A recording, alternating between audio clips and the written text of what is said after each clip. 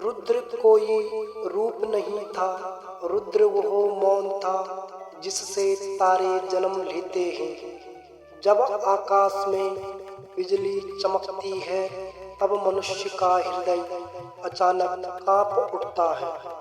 वो डर नहीं होता, वो भगवान शिव का रुद्र रूप का स्मरण होता है। रुद्र का अर्थ क्रोध नहीं, रुद्र का अर्थ असत्य के टूटने की ध्वनि। जब मनुष्य चुप होकर अपने भीतर झांकता है तो उसे कोई आवाज नहीं सुनाई देती, बस एक गहराई मिलती है, वही रुद्र कहलाती है।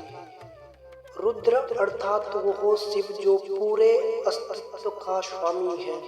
रुद्र कोई देवता मात्र नहीं, रुद्र भी शिव का एक तत्व है जो ना जन्म लेता है, ना मरता है, ना कुछ चाहता है, ना कुछ खोता है। जो शक्ति शोर में नहीं मौन में बसती है, जो स्वयं को जान लेता है वही रुद्र शिव को जान लेता है।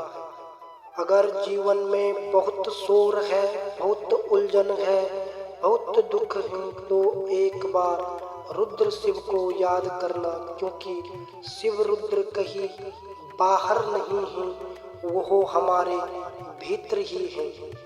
जीवन में सब कुछ टूट सकता है, लेकिन जो शिव या रुद्र को समझ सकता है वो कभी नहीं टूट सकता।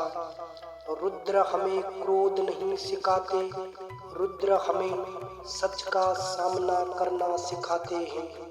जब भीतर एक झूठ जमा हो जाए, जब डर और दिखावा भारी हो जाए, तब रुद्र जन्म लेते हैं। रुद्र सिखाते हैं कि मौन भी शक्ति है और सही समय पर आया मौन हजारों शब्दों से भी भारी होता है। रुद्र यह भी सिखाते हैं कि जो टूटता है वो नया बनता है। डर, अहंकार और भय, इसका टूटना ही रुद्र शिव की ओर पहला कदम है। और अंत में रुद्र मनुष्य को याद दिलाता है, जो स्वयं से लड़ने का साहस रखता है वही वास्तव में शांति में रहता है।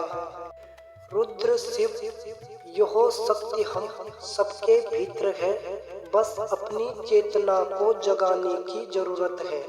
रुद्र कोई बाहरी रूप नहीं है, वो हमारी चेतना का ही रूप है।